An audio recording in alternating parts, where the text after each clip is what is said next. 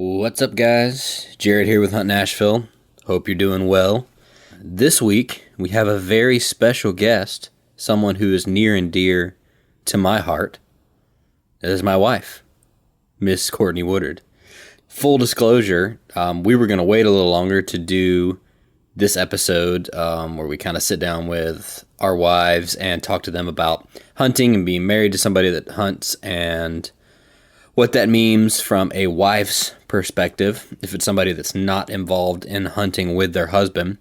However, we had a podcast booked this week that we were going to record with a buddy of ours. He had a right, he's a songwriter, he had a right go long, so we decided to push that off until next week. So Kevin and I sat down, spent about an hour and 15 minutes recording a podcast, just the two of us, and the file just didn't work.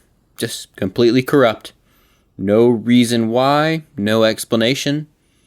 Just put it on the computer. There was nothing there. So, we bumped this one up.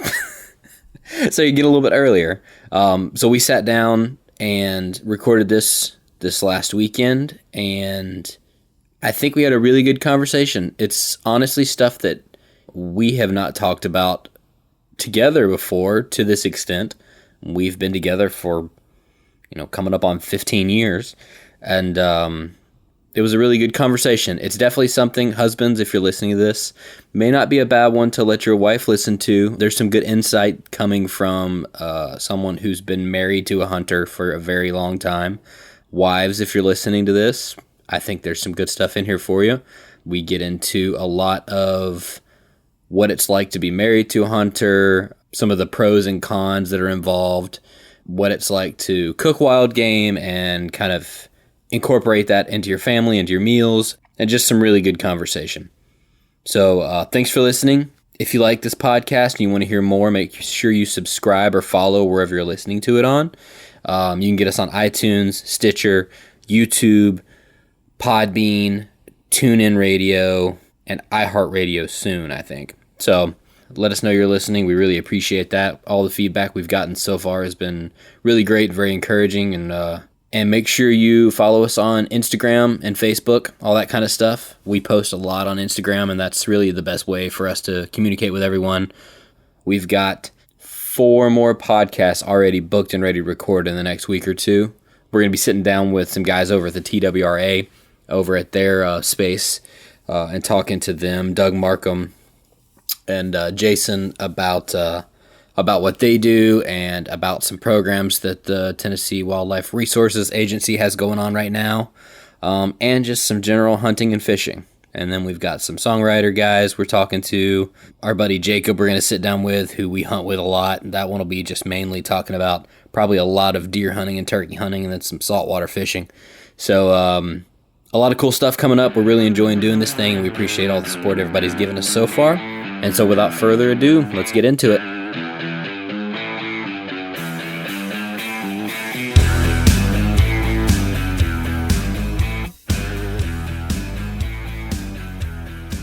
All right, so I'm going to ask you some questions. Please don't make me pray.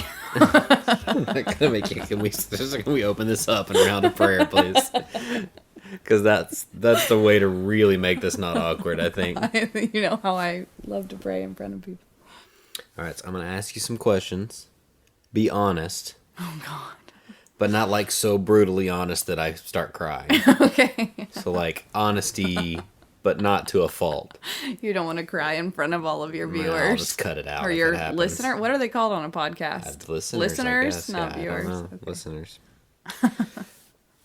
All right, so when we met, you had not... What were your experiences with people or hunting itself? Like, so with people who hunted or with hunting itself, did you have any whatsoever? So my neighbor growing up, John, was a hunter, and he duck hunted. That's really the only reference point I have. And other than just like, I mean, I feel like I probably knew people that hunted, but I... Wasn't really on your radar. Like, there are some guys that had pickup trucks that had to be hunters. Right. It's a telltale sign of a redneck. Like, if you have the little brass balls hanging from your truck, Right. you might be. Yeah. If your truck can wake people up as it drives past their house. So, do you remember what your, like, outlook on it was then? Or literally it was just, like, not even on your radar? Like, how did you feel about that? Be honest. I mean, I don't think I thought much about it at all, but probably I thought it was bad. Right. We didn't have guns in the home at all, so the idea of people who had guns in their home it was bad. So it was scary. Like, so was the thought of firearms bad, or the thought of killing animals bad? Or both? This is a safe space. You can be honest. I mean, it wasn't bad in the sense that I felt like it should be illegal. Like, Right. I just didn't understand how someone could do that or enjoy doing that. Gotcha. Like, I don't have a problem with people out in, like, the savannah who have to hunt for food, hunting. I don't anymore have a problem with people. I just didn't have a concept for Right. it. I had no, like, reference point. We got our meat at the grocery store. Right. And I also ate a lot of tofu before I know, it's disgusting. Yes, I'm glad that you don't do that anymore, because that mess is nasty. There's no way to make it taste good. I mean, I still like tofu, but I like just gelatin. also like steak. Ugh. Yeah, I don't get it. If you don't need canine teeth to cut through it, it's not really food. Right. I don't know. Giving up bacon was always a deal breaker for me. It's probably what kept me from the vegetarian life in college. That's good. We probably wouldn't have gotten along too terribly well if when we met you were a vegan or a vegetarian. Not that there's anything against... I have nothing against vegans or vegetarians. I just probably wouldn't have started dating one. It would have been weird. It would definitely be weird to be like a hunter who brings meat home, especially if it's if it's a vegetarian for health reasons, that's one thing. But if it was a vegetarian for like animal rights reasons, that would be, I feel like, an awkward relationship. Yeah, well, that's my thoughts on it too. Like, vegans and vegetarian, if it's for dietary purposes or religious purposes, I have absolutely no problem with it. Like, I understand it. I can comprehend that. But if it's for moral reasons, I don't really understand how you can have a problem with people eating meat if it's for moral reasons. Because you kill so many animals in the process of getting grain and vegetables and fruits anyways. It's just out of sight, out of mind. I just don't think a lot of vegetarians even know that, though. But, yeah. Like, I mean, you just have to think conceptually. I was never a vegetarian, but definitely dabbled. Right. Stuck my toe in the... Dabbled in vegetarianism. Like, dabbled. We speak about that Stuck under our breath around here. Try not to say it too loud. Yeah, I don't think vegetarians think about that, or I think they have, like, killing an animal on accident, they might see differently as purposefully killing an animal, but it's not really on accident. I don't really have though. a problem with vegetarians who don't eat meat for moral reasons. I have a problem with people who are against hunting but eat meat that they buy at the grocery store. Those people I can't even talk to. Because, like, hunting is much more humane than most of these, like, meat factory slaughterhouses. It's a totally different Now, thing. I get it. There are some hunters that give hunting a bad name. Like, absolutely. Like the douchebags who hold up a bald eagle in the back of their pickup truck. But just that's there's vegans, they give vegans a bad name, like those overly pretentious people. Right. So Not all people I who don't are think vegan that's are the like that. majority of hunting. Right. But I have seen a lot of people, because I don't know if I'm allowed to say this on your podcast or not, but I am a little liberal, and so I have a lot of liberal friends who are super pushy against hunting, and a lot of their posts don't make sense. Do you think it's because, and this is an honest question, do you think it's because their beliefs are grounded in well-researched facts, or do you think it's because their beliefs are from not being educated on the entire system? I think it has more to do with, like, illogical warm and fuzzies. Like, a deer is so cute and cuddly, and we saw it on Bambi, and they have spots when they're babies. They're so cute, but, like, a pig's just not that cute. Charismatic megafauna is what it's called. Megafauna is animals, and people tend to veer towards the charismatic animals, the ones that are cute and cuddly and that we can identify with, but not so much buzzards and snakes and frogs and things that are considered ugly. Yeah. And I think, like, we humanize certain animals, even in, like, children's books. Like, you rarely hear about, like, a book about a cow who talks, because we all eat them. Yeah. Nobody wants to get friendly with the cow they're going to eat for dinner. Steak is delicious. But, like, there's a ton of children's books about rabbits. Like, right. But it goes deep, too, because, like, there's a big thing now amongst... This particular topic is just now really getting discussed amongst hunting communities, because it's becoming less of like, oh, they don't agree with us, so they must be a bunch of damn liberals, to like, why is our sport and why is our lifestyle viewed like this, and what can we do to change that? Not necessarily change what we do, but change the way that it's viewed. yeah. And a lot of people are coming to the realization that it's education. It's not saying that people who don't hunt are uneducated, but I'm not super passionate about topiary, like trimming hedges and the art style behind it, so I don't know anything about it. But I'm super passionate about hunting, so I study a lot about it. Therefore, I'm going to naturally be more educated on it because I'm passionate about it. Right. Like the way I am about food. Exactly. Like, And I love to cook. It doesn't make someone else uneducated. It just means that they're not passionate about it. They're not going to go out and try to study hunting, literally scientific studies on conservation. But I'll read through a conservation study because I find it interesting.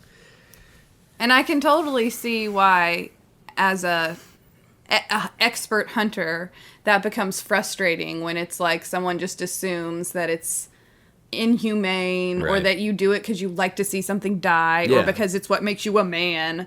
Like, I think that could be frustrating, because I know, like, things that I'm passionate about, when you do talk to someone who's not or doesn't know a lot about it, it can be like, are you kidding me? Like, that's how you, like, if someone told me, like, they don't understand the difference between, like, Wagyu beef and a cheeseburger at McDonald's, I'm like, what the heck? Like, it's, you can't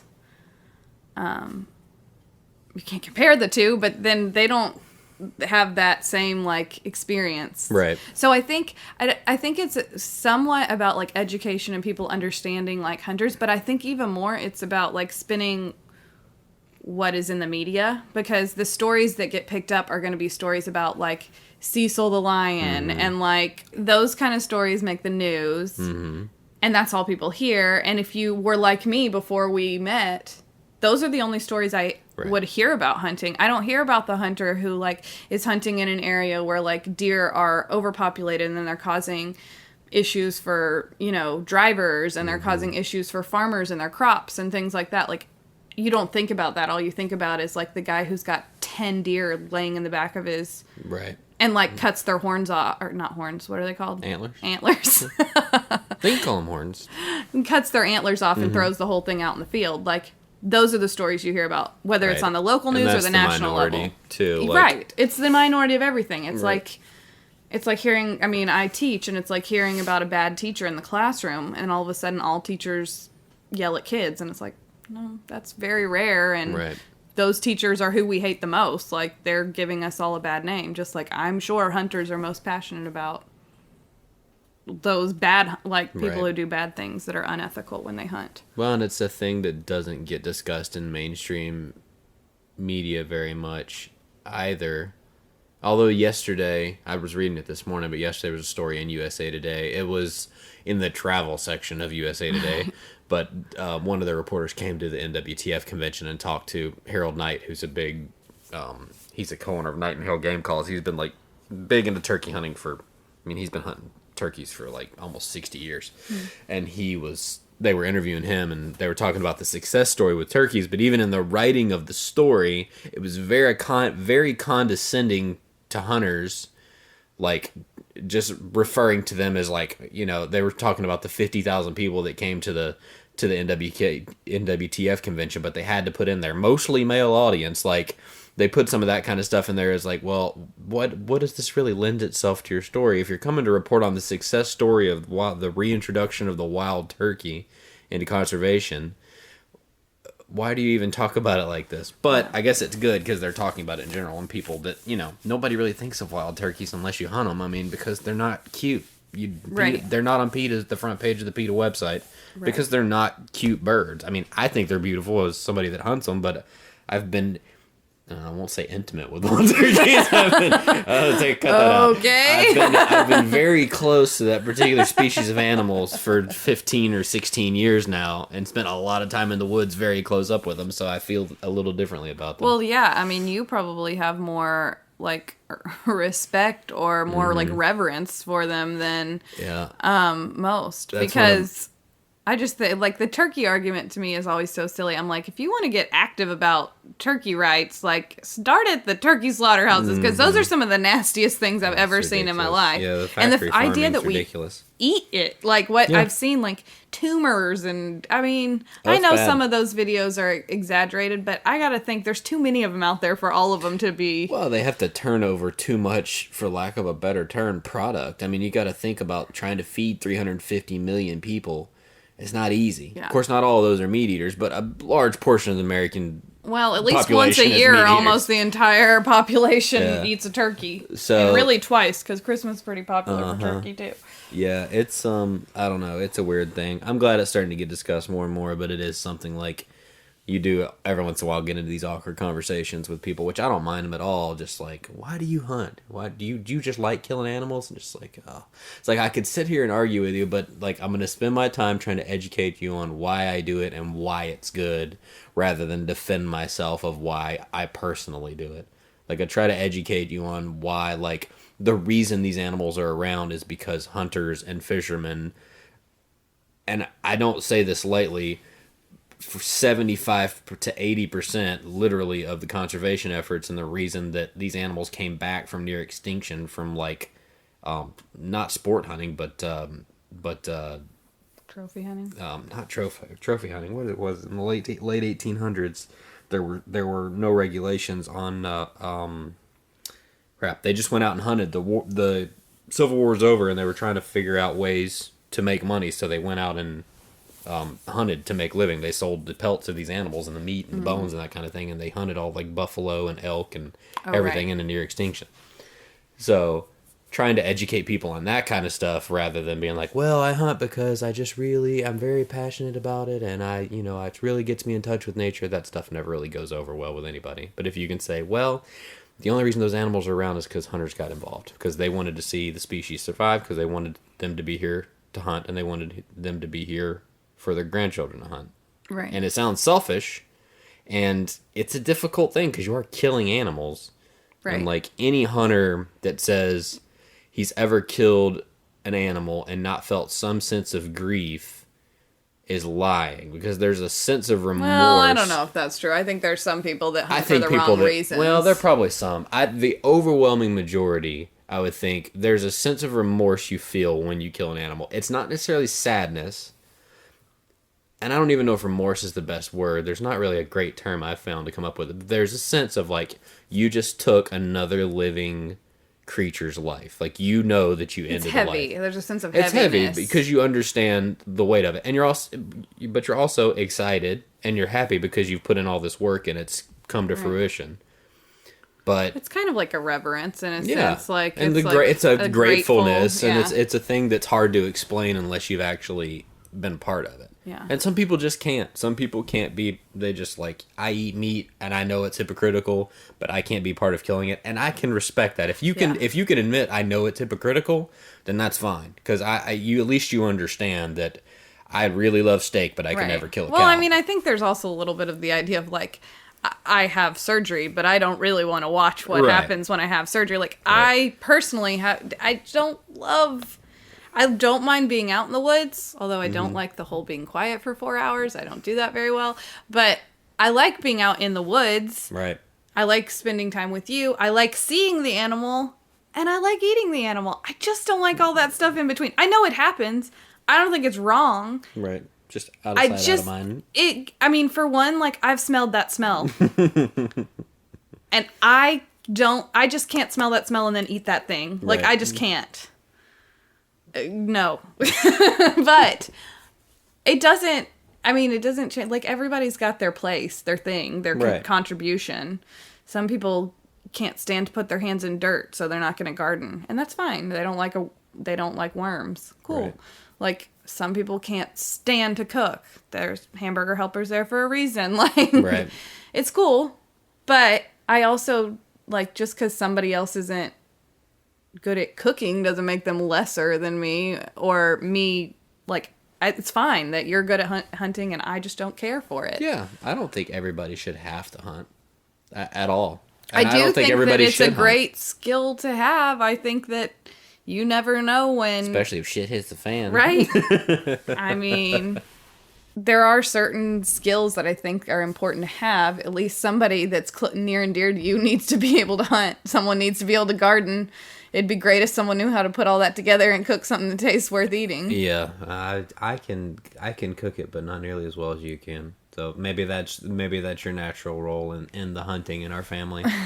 is you're better at cooking than you are killing it and dealing with the processing of it. I enjoy the processing of it. Like, I started like 4 years ago. I started doing. You started turning our backyard into like a murder scene. I started doing deer myself. Not that there's anything wrong with getting processed. I've processed dozens of deer through a processor and gotten the meat, and it comes beautifully packaged and well cut, and I appreciate that.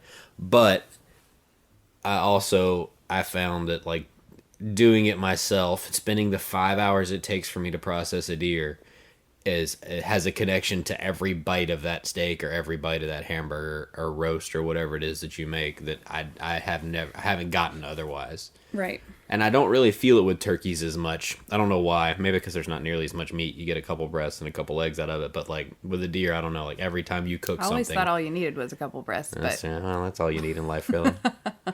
But every time you cook venison and it's a deer I've processed myself, I don't know, it tastes different. It tastes better. I don't know Well, why. don't you think some of that has to do with the time that you spend, like, processing a deer? Like, it's just the whole labor of love. You've put more almost work there. in. It's Yeah. like growing. It's A very turkey's- similar. I mean, you go out and you have a turkey cleaned and done in like an hour. Yeah, less than that. It takes me Deer like takes 10 minutes way to clean a longer than turkey. that. Yeah. Yeah. Well, I mean, it's very similar garden. I kind of compare it to gardening a lot. Like, if you've ever, the little bit of gardening I've done, like Yeah. growing tomatoes and keeping the bugs off of it and weeding and making sure that they're ripe and all that kind of stuff. Like, your own vegetables taste way better Yeah. than stuff you buy in the store. And it's no And different. it's exciting to eat It's it. exciting. I mean, and it very well may not taste any better physically. Right. But, like, just it's something completely mental to you. It's like, oh, this is delicious. You know what I mean? Yeah. Well, and there's also, like, to me, just the idea of, pretty much exactly what's happened to your food. I mean, I get when you're hunting, there's a little less control over what happened to the food, but I know most hunters hunt the same area. They're familiar with the land and what's going on around it and the diet of the animals that they're eating. And with, like, gardening, I mean, yeah, it's unlikely that you're going to get something in the grocery store and it's going to make you sick or something has happened to it that's bad, but there's always, like, that weird scare. Like, I remember it's probably 10 years ago, but the green onions had, like, I guess, like, somebody who had been, like, pulling them out of the fields had, like, not washed their hands after they went to the bathroom, and, like, E. coli was all over, like, Ugh. all of these green onions, which you typically eat not cooked, Right. chopped up in salads or whatever. Yeah. And you just, like, that's not going to happen in your own garden. Right. You don't have to worry about that. And there's also the excitement of watching the whole process of it, like going from dirt to something edible. That's It's very cool. exciting. And I know for, like, being a mom, like, it's so much easier to get kids to eat food that they have had some kind of part in, whether they helped in the cooking process or they helped in the growing process, or if they helped in, like, I'm sure when our kids get a little older and they're old enough to join you in the woods, Yeah. then they'll have like, just, I don't know, a connection with their food. Well, it's a relatively new experiment in the human condition to not hunt and to not grow your own food. I mean, within the last Right. 150 years, Right. the last 100 years, really. Before that, if you didn't hunt and you didn't grow your own food, you died. Yeah. I mean, that's the way it was. Right. And so what we've done in the last 75 to 100 years is really it's relatively, if you look at like the time that humans have been the way they are, which I think they say it's like 10 or 15,000 years, and like their current form, then like it's a relatively new experience, and we're still trying to figure out the nuances of it. And I think we're really screwing it up right now with all this factory farming and that we're doing, because we're trying to feed ourselves and feed all these people, and in turn we're just creating unhealthy food for everyone. Yeah. Of course, the flip side is if you're one of those people that has no food, you don't really care what you're eating. That's true. Because, I mean, I'm with you. You know me. I'm like, try to be pretty organic. And we have that luxury. But then they have, and I don't know exactly how I feel about GMOs, and I read articles on either side of it, and at the end of the days I'm like, I don't know what to think about it. Some days I read something that's more persuasive than something else, and I just kind of ping pong back and forth. But I do know if I was a mom in an area where I didn't have the opportunity to feed my kids every night, I would not care. But as long as it's food. As long as it's food and it keeps them from starving. Doesn't matter I will say the one, like, and maybe it's because I have a strong connection with food and I'm a foodie and food means a lot to me, but like it is gut-wrenching for me to think about someone hungry. Whether it's like a kid that I teach and I know that they're hungry for a few hours every day,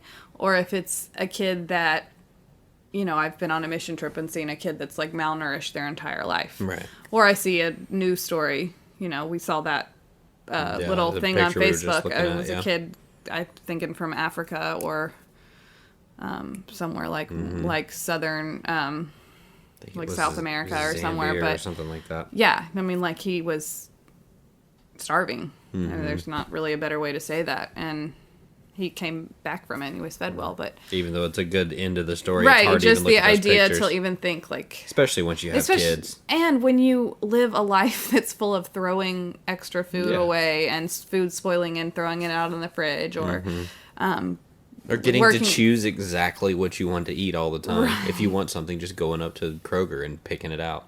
Yeah, and knowing like that my kids throw a fit because we ran out of the kind of goldfish they wanted to have for snack, you know, and I'm like, haha, there's kids that eat dirt cookies and you're crying about goldfish. It's hard to keep in the forefront of your mind, unfortunately, because we've made things so easy for ourselves.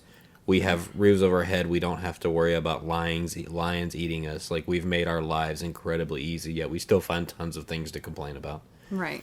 People just don't really have a concept. I mean, I can talk about it, but at the end of the day, I throw food away, and I throw a hissy fit when we don't have dinner that I like or whatever. Right. But the source of protein, well, I won't say that. That's other than the source of meat. No. Other than the source of wild game, meats. Are there any other pros to being married to someone that hunts? I bet once all of our kids are old enough to hunt and you take them all with you hunting in the mornings, then that will be 4 of us going out. Huge pro right there. I will take one at a time, maybe 2 at a time. Can you take whichever one has the worst attitude? That's probably not the best person to take with me when I have a firearm. I mean, or it is. Or when they have a firearm. Are we going to get to talk about the worst parts? Or I'm is getting that not? there. Okay. I'm getting there. So I need to come up with what are other good first. things. Well, makes great Halloween costume. Right. We have done that. Having a husband that's a hunter has allowed me to have connections with people that I wouldn't have had otherwise because I wouldn't have been able to relate. And so like I've had students that I connected with that I might not have had much in common with. I've had students that didn't know anything about hunting and were really interested when I started talking about it. So it's just kind of a, kind of like broke the ice and, gives you an expanded worldview. It definitely does. And also I teach ancient history. And so it's given me like a way to talk about, because we talk about Paleolithic man and then Neolithic man, and Paleolithic man was, I mean, they moved around based on where the game and vegetation was. So like that was their whole life, and I actually have like a connection with it that I've seen. I mean, not you're not a Paleolithic man, but I have Sometimes seen. you'd probably call me that. I'd prefer you to call me that sometimes, I think. But to understand like what that would be like just for your life, like Right. to understand if that was the only way we ever had food, how much work that is, and how gosh, that yeah. life was, like. That had to have been a hard life. And it makes you just understand like why people were so much harsher, and like cultures, civilizations were harsher back Not then. as refined. Well, they didn't have time to focus on like Yeah. anything past survival skills. As we've simplified our life, we've had more time to make more problems for ourselves. Okay, so are there any other pros?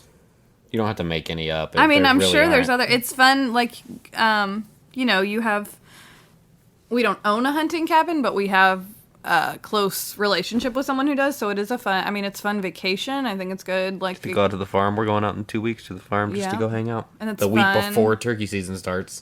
Yeah, no, I'm sorry. I don't think hunting season was like. I although think it should be apparently pretty high up. No, apparently like Arkansas and Georgia, they do. yeah, and up Yeah. north where hunting's really big, Yeah, like they have Michigan. like they'll close schools for like Yeah, entire Michigan. weeks because it's not because the students don't show up, it's because the teachers don't because they're all hunting. In the UP in Michigan, the Upper Peninsula in Michigan, they always start hunting season on a Friday, and so that Friday they just don't have Right. school. Someone was telling me about Arkansas is that. the same and- way. Georgia's the same way. Mississippi, they don't close school down where I'm from, but if Nobody you don't, shows up. if you don't show up, you don't get in trouble Right. because your dad's taking you hunting. Right. Well, and I think if it's just every now and then, it's not bad. It's not a Yeah. bad mental health break. Just don't disappear for November. Right. Okay, so here's the part that I'm gonna wince at. I'm gonna limit it to 3. What are the 3 biggest cons? And I already know what some are, but Oh gosh. I mean, I'm like the just obvious one is just unfortunately hunting has to be very early in the morning, Mm-hmm. but it isn't a short activity. It's not a 2-hour activity, especially if you don't live. unless you're really good, You're really good and you And live I'm very not really close good. to where you're hunting, which Right, we don't No. usually. Turkeys we do, luckily. Yeah, but for not other deer. things, not so much. And then, so like just that alone, it's Saturday mornings. Like typically like to kind of like have a lazy morning. I'm a little bit of a sleeper inner, and if I he's always hunting, let you that's sleep. not an option. Right. And just we like have 3 having children. the kids like. Especially because the end of my weeks are my weeks when I have the kids all day. So I'm a part-time educator and a part-time stay-at-home mom. So those times when I'm at home with the kids, like sometimes run 3 or 4 days in succession if you hunt. Like, oh, it's me and 3 kids by Right. myself again. So yeah, there's that. That's probably the number one like thing. Number 2 is that, like, I can't think of another scenario other than being married to a psychopath that I would open my freezer and see 2 dogs. They weren't dogs, they were coyotes. Well, aren't they dogs? And we had to freeze them for a few days because we shot them, and Jacob was taking them down to his dad to get pelts made out of them, and you couldn't just leave them out in the yard. Right. That's disgusting. But there were dogs in my freezer. Large dogs. They're like Very 45-pound large. coyotes. Dogs. They were in a trash bags though. I have had squirrels in my freezer. You say freezer? It's a lay No, the down squirrels freezer in were the garage. not in the deep squirrels, freezer. That's meat. I'm talking about the dogs. I will be honest that I am one of those slightly illogical people who have animals by class of what's allowed in my freezer. Rodents are not one of those. They're not really rodents. Squirrels They're are absolutely rodents. they're They are rats with bushy tails. tiny rabbits. Is all they are. They are That live in the with trees. bushy tails. And I also prefer not to have anything in the dog family. If you ever kill a fox, I'll cry my eyes out because they're so cute. I wouldn't kill a fox unless I had a reason. I had a reason to kill that coyote. I know you did, but I just didn't need it in my freezer. I'm not worried about foxes too much with the deer. Turkeys maybe, but not the deer. So yeah, having really weird, random crap in my freezer Right. kind of freaks me out. Don't mind if I have identified it and it's something that has, you know, been on my acceptable. Culinary value. No snakes. No, I don't kill snakes. No, but if you start eating snake meat, that's going to have to be done somewhere else. I'm not into that. I'm pretty basic when it comes to the type of meat you I are. But I just don't know. I know you've been talking lately about wanting to cook the heart Yeah, I really of a want to deer. keep the liver and the I heart. just don't think I can handle that. It's gonna be so good. It messes with my heard headspace. It's so good, though. I've heard it's delicious. Feel like it's a little Hannibal Lecter-ish. It's like rich. No, do you know that scene? It's not the first Silence of the Lambs. It's Hannibal Lecter, I think is what it was called. Hannibal. That one. Well, there's a scene where he has like a dinner party, and he's got this one guy, and he's like, you know, abducted him, and he can't feel anything, but he's cut off the top of his skull. That's disgusting. I know. I like horror movies. Yeah. He's cut off the top of his skull, and he's frying his brain beside him and feeding it to him. So he's eating his own brain. It's totally disgusting, and I feel like there's some scientists or like medical professionals who could negate that whole scene. How is that the same as a deer's heart? I don't know, but that's the scene every time you say you're going to cook the deer's heart, and you're like, you could, because this is what you say. You cut it really thinly. Yeah, you do. And you then cut really thin slices. saute it. Yeah. And that's exactly what he did to this guy's brain. And that scene, so I don't know. I think But with the liver and the heart, that's using even more of the animal. You're being even less wasteful. I'm usually... And it's the most protein-rich meat in the entire animal. Gross. All right, that's 2 cons. Do you have another one? I do. I do. The third one is like sweet. I do worry. Like you go out into the woods a lot of time. It's somewhere I can't get in touch with you, and sometimes even find my iPhone won't track you down, which is you know how I stalk you. And you hear things about like vice presidents who shoot other hunters in the ass, and I think he shot him in the head, actually. I thought it was the ass. Oh, maybe he did. And then like people who fall out of their tree stands. I mean, that's why I don't hunt with Dick Cheney, and I always wear a harness. You wear a harness because I got you one for Christmas after I read a story about a guy who fell out of a tree and broke his neck. I hunted for like almost 10 years and didn't wear a harness in a tree stand. She bought me one, and I wear one every time now. And then like it's just, you know, you get up early in the morning, and I know you're I know you're excited, but I also know you're tired and you're driving, and it's, you know, easy to fall asleep. Those things. That's what I worry about. That's the you know, and your phone doesn't get reception. No, it's just because I love you so darn much. So, what can men who are listening, just about 93% of our audience, according to Google Analytics. You don't have a lot of lady listeners? No, we actually do on Instagram. I think 17% of our followers are female. The rest are all men. So, what... Ladies, he's taken. Very taken. And I'm sort of a crazy, jealous redhead. You don't and want to mess again, with there are this. guns in our house. So. That I don't know how to use. I'm supposed to say that part. That might be more dangerous for me than you. So, what can men do to either include their wives if they want to be included more into hunting and what they do, or what can they do to make it more palatable? Ease the burden of them doing something when maybe their wives don't quite understand it? Because there probably are a lot of guys who, I say this mainly for guys who've been hunting all their lives and then get married. It's one thing because when they get married, their wives know they're doing it. But like, I'm talking about guys that either haven't been doing it very long and got married, or do it after they get married. Because I have a lot of friends that didn't start hunting until they had been married for like 5 or 10 years, and then all of a sudden they're like, well, like really my into parents hunting. had been married for like 30 years before my husband corrupted. And so, what what advice can you give to women whose husbands hunt, but they're still not quite sure of the whole thing and don't know how they feel about all of it? Well, advice to the husband or to the women? To the women. To the women. And then to the husband. Good luck. No, to the women. I think. I mean, I can't imagine what it would be like to be married. Like if we'd been married and then halfway through you were like decided you sat down and were like, I'm going to start killing animals now. Mm-hmm. Because then it would be weird. Like you had a firm foundation and like that was a non-negotiable for me. Well, and you had not that I said that, but it was part of who you were. Right. It would have been like if I said, I don't want you to play the guitar anymore because music's annoying. Right. Like, that, I just don't think that was a option. You couldn't have told me to, like, you didn't want me to read books. I mean, I love to read books. Right. Like, stop reading books. Stop reading, it's annoying. It wouldn't work well. Right.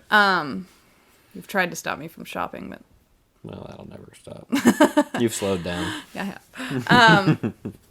But I guess I would just say... Try to find the parts of it you enjoy. Mm-hmm. I think there's just got to be a little bit of compromise on either side. Like, that, yes, you're going to have to give up some things, but if it's a really big issue, like, find some things some trade-offs that, like, we do that a little. I like to go garage sale shopping, and that also is usually a Saturday morning activity. So we kind of... When on the weekends, I almost always get up before you. Yeah, he lets me sleep in when it's not Even if it's for like another hour in the mornings, like when we have stuff to do, take kids to dance or soccer or whatever. But I do think about that every weekend. I'm like, I'm not going to complain about this. Because hunting season's coming up. If I have to wake up, there's 52 mornings out of the year. If I have to wake up earlier than you, no, there's more than that on the weekends. I guess there's 104 weekend mornings out of the year. Something like that. If I have to wake up 75 Yeah, but you don't usually wake up earlier than me on Sundays. We kind of wake up at the same time. Just say I have to wake up earlier than you on 3/4 of those mornings.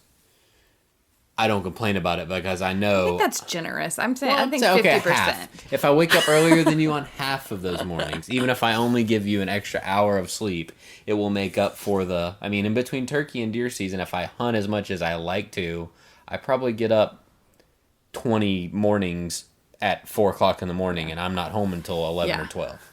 Well, and it's hard for me because I do have friends who are like true hunting widows. Like, their husbands hunt. It's not really, they don't talk about it. Like, they know Saturday mornings. I mean, sometimes, and for some of them, it's weekend. They go out of town, and they're gone every weekend of deer season. I'm only gonna be doing that if I'm getting paid to do it. I'm not going out of town for free. Well, most of them not every weekend. And I guess, like, whatever works for your family works for your family. I'm not, like, every family unit works. There's plenty of things I said I would never ever, that's awful, horrible. And then we had 3 kids and I said, eat the food off the floor. I don't care.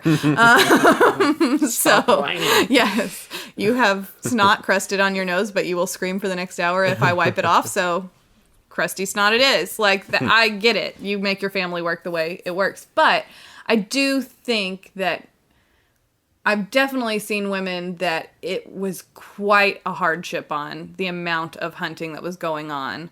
And I think that there has to be some, like, negotiating there. And just some, like, compassion for... It's not your... Even if your wife is a stay-at-home mom, and that's what she does during the week, everyone deserves the weekend off. Right. You know what I mean? So, obviously, if you're a stay-at-home mom, that doesn't mean you're like, peace, like, I've clocked out, I'm done. But...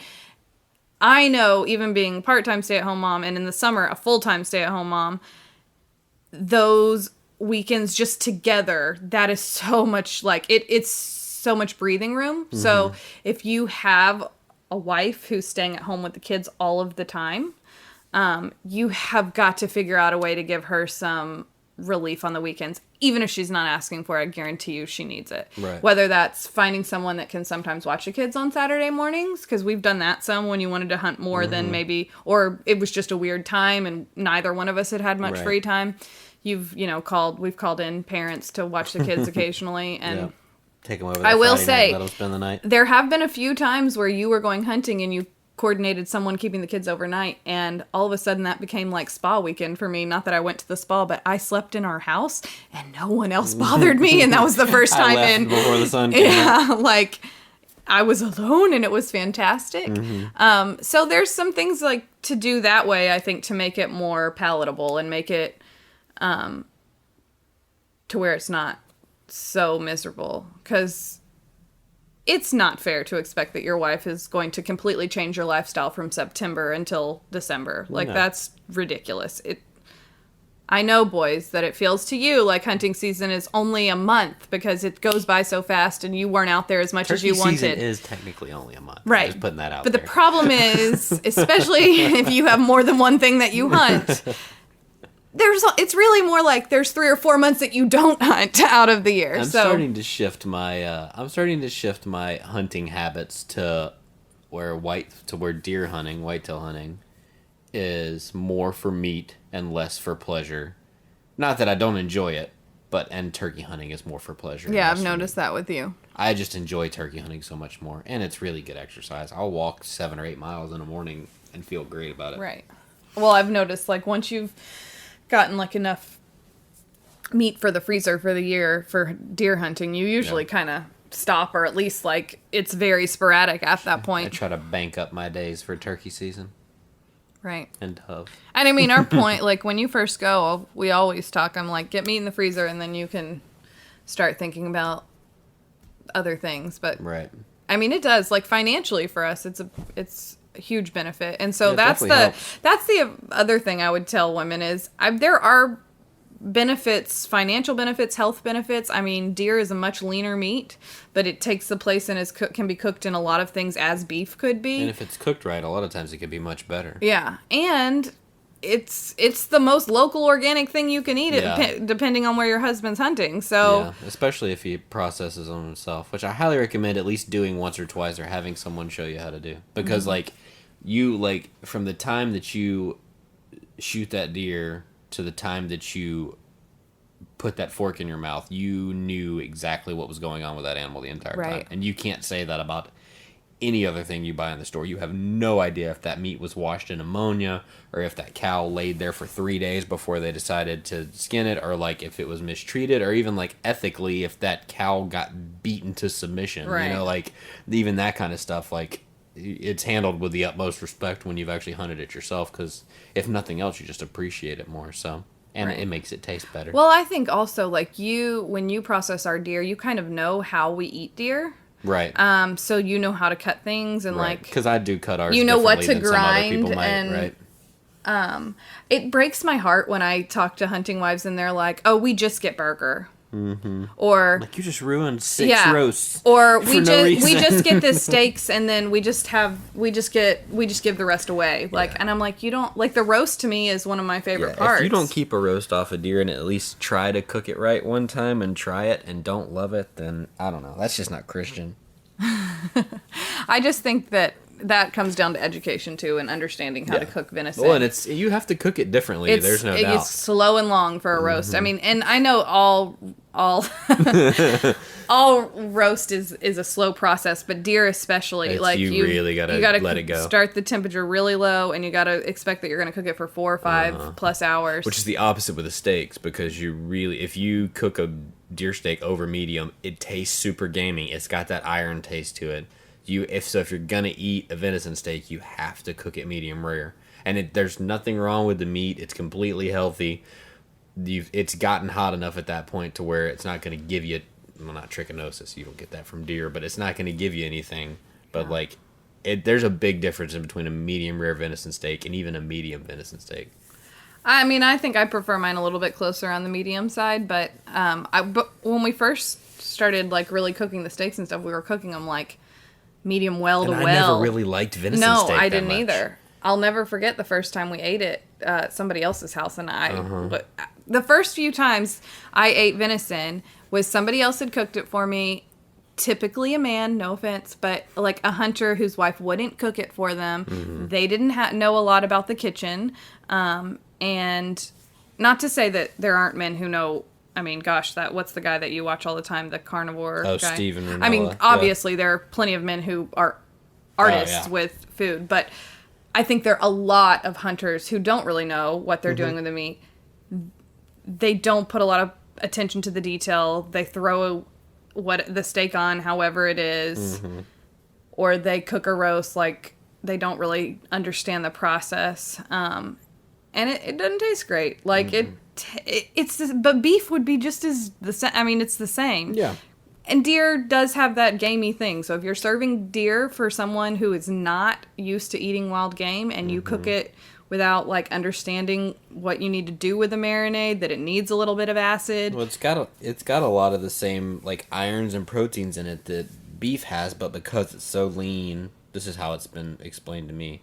Because it's so lean, it doesn't have the fat in it, and the fat gives a steak that sweetness, and deer doesn't have that. So you don't have that sweetness to cut the iron taste. Right. So you just get the irony game. What people identify as gamey taste, which is really iron. And which is the good part of the nutritious part of the meat. That's the reason it's good for you. But if you cook it too much, it really brings out that flavor. And even I don't like to eat a venison steak that's well done. And I didn't like it for years until we started cooking them a little bit lighter. And I was like, oh my gosh, this is like a different meat. Yeah. I have one more question Okay. out of my list of questions, and then we can be done. Have you ever had any awkward interactions with someone because your husband hunted? Like with a friend or a coworker or a family member? Yeah, not usually face to face. I mean, but definitely like on like Facebook.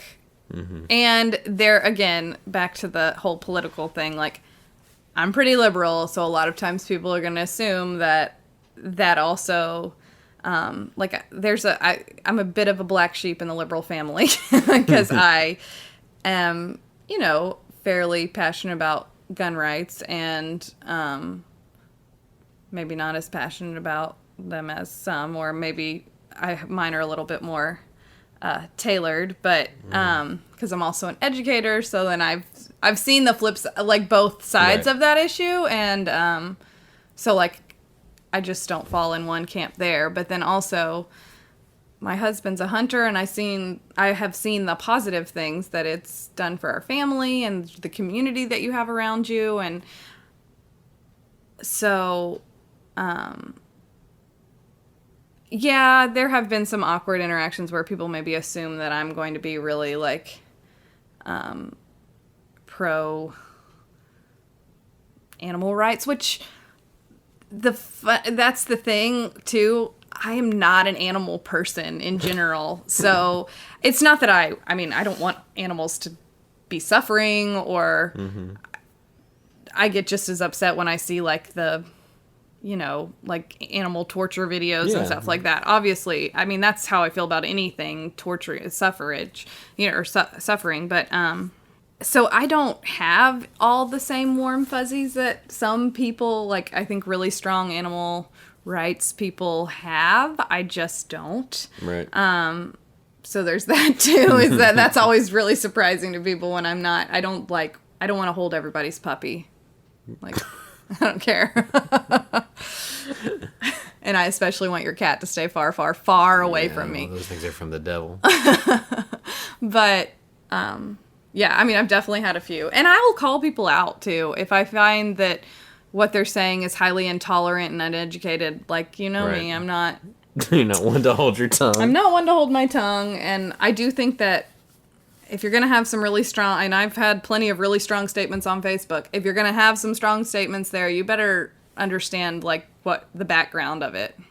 That's why I keep my mouth shut on social media of most things political, because I don't have enough of the knowledge of it to back it up. But conservation I will post about. Wildlife I'll post about, because I actually do study that. Well, thank you for sitting down with me. In our bed. Yeah, we're sitting in our bedroom doing this, praying that the kids don't come busting through the door because somebody fell out of bed or somebody had a bad dream. Oh, well, if they're going to bust in on us in our bedroom, I'd rather them see us This would probably be harder to explain than the other thing. We have 3 kids, so the other is assumed. I think it's assumed. None of them know about that yet, luckily. So, and I'm never And having they that won't know conversation. for 25 more years. No, so not until it's not my problem anymore. All right. Well, thanks for listening, guys, and we'll catch y'all next week. See ya.